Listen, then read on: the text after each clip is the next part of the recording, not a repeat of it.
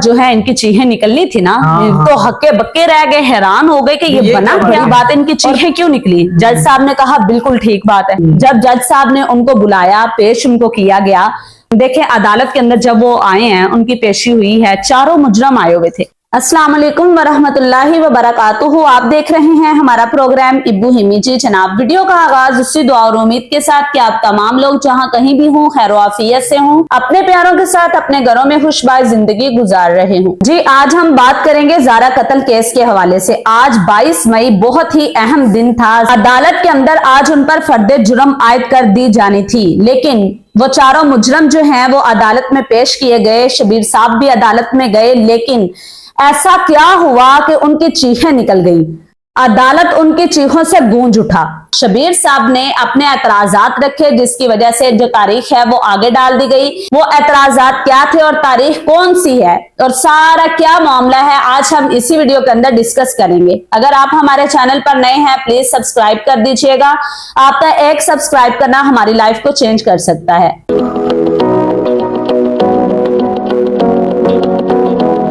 जी बेगम, ज़ारा कत्ल केस के हवाले से आज बहुत ही अहम दिन था। मैं यूट्यूब फैमिली को हमने बताया था कि 22 मई को उनकी पेशी है और ये बड़ी अहम पेशी थी। आज इनके ऊपर फर्दे जुर्म आयद होनी थी। आज इनके ऊपर जो है ना वो सजा लागू होनी थी। लेकिन अचानक जो है ना वो शबीर साहब ने खुद ही जो है ना रोक दिया। नहीं, उन्होंने नहीं रोका। अच्छा, शबीर साहब को कुछ एतराजात थे। देखिए, अब जो सुगरा है, नवीद है और जो यास्मीन है, ये अच्छा शबीर साहब ने ये नहीं है कि उन्होंने एतराजात रखे हैं, उन्होंने ये फैसला रोक दिया या तारीख आगे डल गई है, इसका मतलब ये नहीं है। मतलब ये है कि देखें, जिस तरह से अब्दुल्ला है, ये इसका कहते हैं कि इसकी जो है ना वो बार बार रख रहे थे अदालत के अंदर के इसको रिहा कर, जमानत मतलब के रख रहे थे। बार बार वो कह रहे थे कि इसकी जमानत रखी जाए, ये बच्चा है, ये सहूलतगार था, लिहाजा इसने कुछ नहीं किया। हम सबका ये था, शबीर साहब भी यही कहते थे कि ये मुकम्मल तौर पर इसके अंदर जो है शामिल है। जैसे यानी कि सूरा के ऊपर और नवीद के ऊपर, यास्मीन के ऊपर 302 दफा आयद हुई है ना। जी, उसी तरह इसके ऊपर भी 302 दफा, लेकिन इसके ऊपर 201 थी। अच्छा, इसके ऊपर 201 दफा, यानी 201 में थोड़ी बहुत गुंजाइश होती है, यानी कि वो सहूलतगार के तौर पे था ना। चलो, वो बच्चा था, उसकी एज कम थी, यही कहा जा रहा था ना कि उसकी अदालत। अब शबीर साहब को जो एतराज था ना वो सबसे पहले तो यही था, आज उनको जो फर्दे जुर्म उन पर आयद होनी थी उनको बताया जाना था। जिस तरह से अब जो है वो देखें अदालत के अंदर जब वो आए हैं, उनकी पेशी हुई है, चारों मुजरम आए हुए थे। अच्छा, नवीद भी आया, सुगरा भी, यास्मीन और अब्दुल्ला भी, और मुझे भी वहां होना चाहिए था। वैसे मैं कहती हूँ चले खैर छोड़ें, इनको तो अल्लाह ताला जरूर ही दुनिया और आखिरत में सजा देंगे। अब शबीर साहब जो वो उनके सामने खड़े हैं, उनका अंदाजा लगाएं कि उनके दिल पे वो कब बीत क्या रही होगी और उनका खून किस तरह से खोल रहा होगा। कदीर को उनकी तरफ से, घर वालों की तरफ से कोई भी नहीं आया। अच्छा, यानी उनकी तरफ से कोई, सिर्फ वकील था अब्दुल्ला का, सिर्फ अब्दुल्ला का वकील आया हुआ था।